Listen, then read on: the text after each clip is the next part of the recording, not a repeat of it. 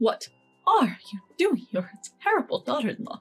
I had just thrown out the expensive dress my husband sent for our daughter's school entrance ceremony. My mother-in-law glared at me and raised her voice. Is this why? I showed her something that was in the dress. Her face turned pale in an instant. Even if it's a famous luxury brand, there's no way I'm putting my precious daughter in this. My husband probably meant it as a surprise gift, but this was a big failure. Instead, I learned a shocking truth he was hiding. I'll never forgive him. Clutching my fist, I vowed to take revenge on my husband. I'm Emily, 34 years old.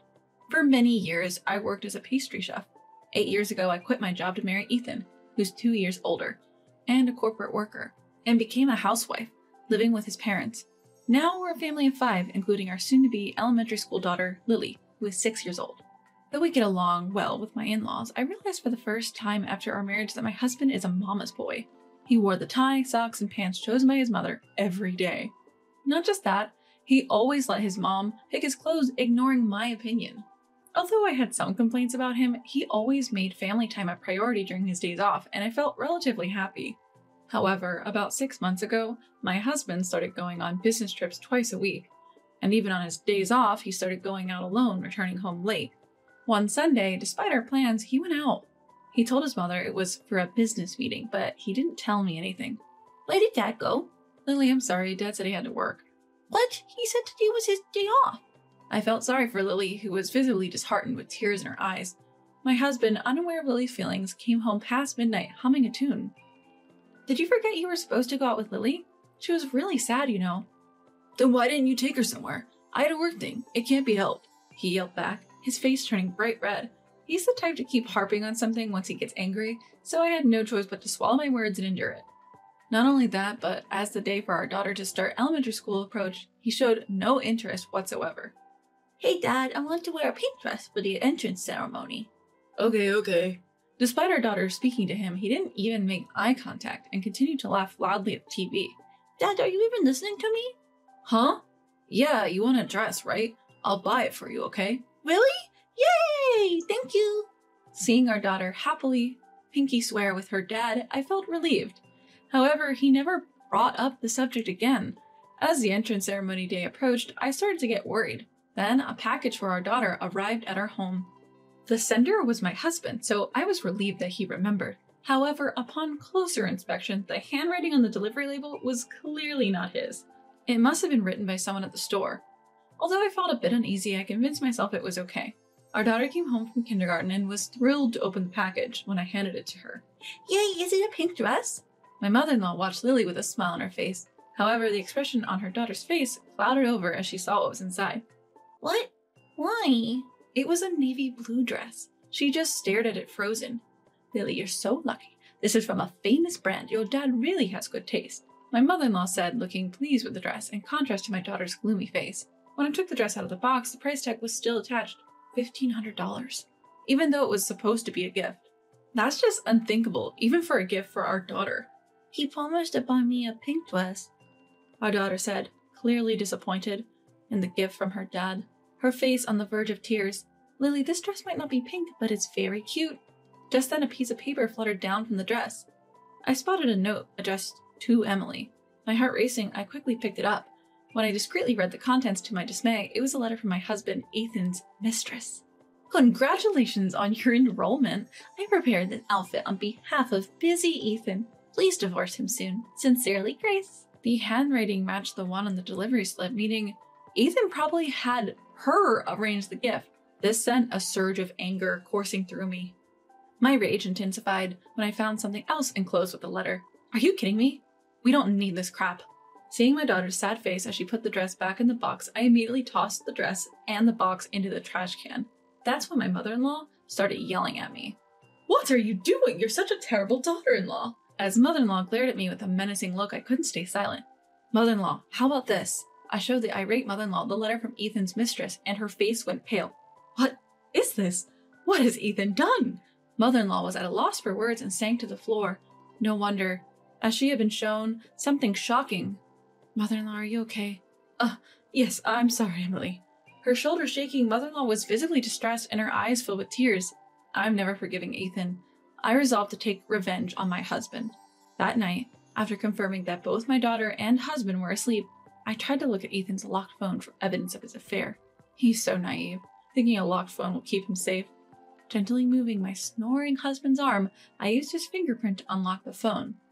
When I opened the contacts, I quickly found Grace, thanks to her having written her name in the letter.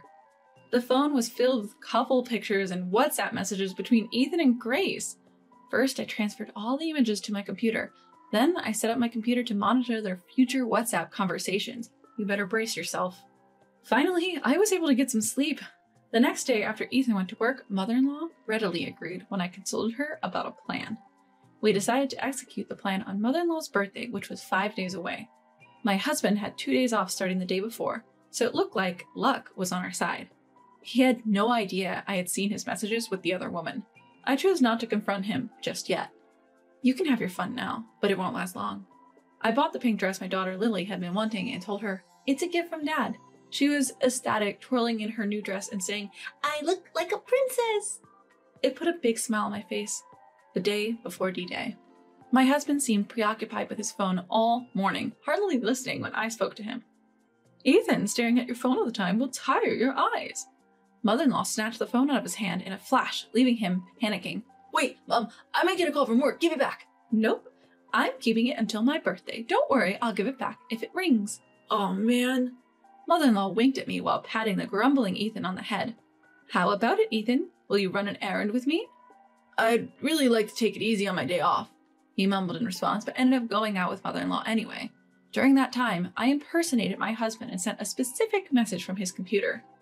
Once I confirmed the reply, I immediately deleted the exchange. All right, everything's set. Just waiting for the main event now. The next day finally arrived. Mother-in-law's birthday. The lively party kicked off, and as I lit the candles on the cake, Ethan started singing "Happy Birthday" while clapping. Both mother-in-law and Lily looked delighted.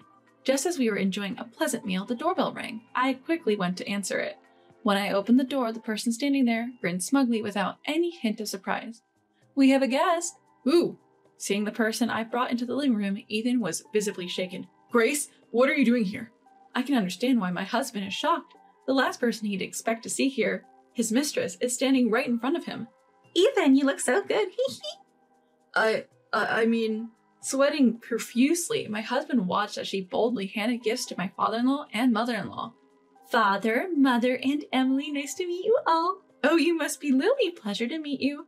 She extended her hand to our daughter, Lily, who stared back at her with a puzzled look.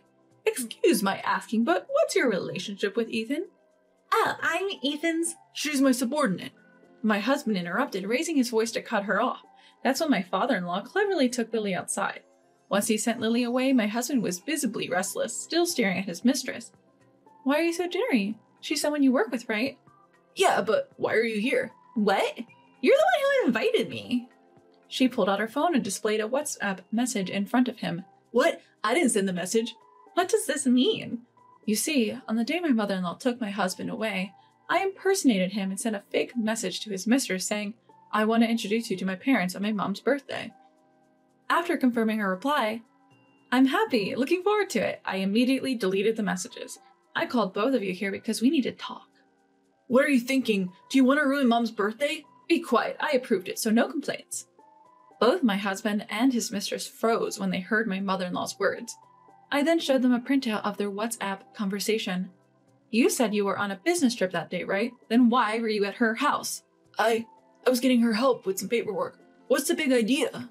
I almost laughed at my husband's desperate excuse. "Look closely here. It says, 'It's fine to stay over as long as you tell Emily it's a business trip.' You sent this, didn't you?" "Ugh, stop being so nosy snooping through my WhatsApp. You're the worst." When my husband was unable to argue with me and was as upset as he could be, I slammed a two-shot photo of him and his unfaithful partner on the table. It was a picture of them hugging each other without a stitch of clothing on. Whoa, no need to go this far." Scrambling to hide the photo, he's flustered. Meanwhile, his mistress smirks at me. I ignore her and continue. That's not all. I show him a letter from his mistress included with a dress meant for our daughter's school celebration. His face turns pale almost instantly. "So what? It's just an affair. You even involved Grace. You're insane." Looking at my unapologetic husband, my anger turns to disbelief. "Oh, really? Then what is this?" I reveal the ultrasound image of a baby included with her letter. He stares at it and sighs deeply. So, you did send a message saying I'll divorce Emily and let's raise a child together, didn't you? He looks down, speechless. Grace, his mistress, can't help but chuckle at his silence. How many months pregnant are you, Grace? Huh? Oh, 5 months. That's odd. The date on the ultrasound is over a year ago. If it were true, the baby would be crawling by now. What do you mean? My husband looks at Grace, bewildered. She glares at me, biting her lip. So, Grace, were you lying about being pregnant? It's your fault, Ethan. You said you'd divorce Emily, but you haven't. Crying, she lashes out at him, but for some reason he grins contemptuously. So you're not pregnant. Ah, what a relief. We're done, Grace. What? You promised to divorce Emily and marry me. Did I? Well, I can't trust you anymore after this lie. Are you going to make me the bad guy here? Don't mess with me. My husband dodges her attempt to grab him and hides behind my mother-in-law. Thinking this man is my husband makes me feel pathetic. Emily is the only one for me. Now that I know Grace was lying about the pregnancy, let's continue living happily like before. What are you talking about? That's just not gonna happen. Here, sign this. I was so over it, I didn't even have the energy to be angry anymore. I handed my husband the already filled out divorce papers. No, Mom, help me out here. Emily just doesn't get it. My husband, now resorting to a whiny tone, pleaded with his mom. It made me nauseous. Ethan, enough is enough. You're a grown man clinging to your mother. It's shameful. But Mom's always on my side, right? No! Where do you see a mother defending her cheating son? Sign these papers now. Hurry up. Cornered by mother-in-law, Ethan, the mama's boy, reluctantly signed the divorce papers. They're happy now, he said, pouting. Just signing isn't the end of it. I'm seeking $20,000 in settlement money and $500 monthly child support from you in the divorce. What? I can't afford that. There's no way I can pay. Can't you cut me some slack? My husband flailed his arms and legs like a child having a tantrum. We dragged him out of the house with a little help from mother-in-law. The next day, I filed the divorce papers in court. I'm seeking settlement money and child support from my husband and $15,000 from his affair partner. Turns out, Ethan got disowned by mother-in-law and lost his home. He's now doing grueling manual labor just to get by. His affair partner had to borrow money from a shady loan shark to pay me, and now works as a nightclub hostess to pay off our growing debt. Meanwhile, I continued to live in Ethan's family home at the strong urging of my daughter and mother-in-law. At Lily's entrance ceremony, father-in-law, mother-in-law, and I were in attendance. My daughter, wearing a pink dress, looked very happy. I am now working as a pastry chef, living each day fully despite the hustle and bustle. I'll continue to balance both work and family, doing my best for everyone.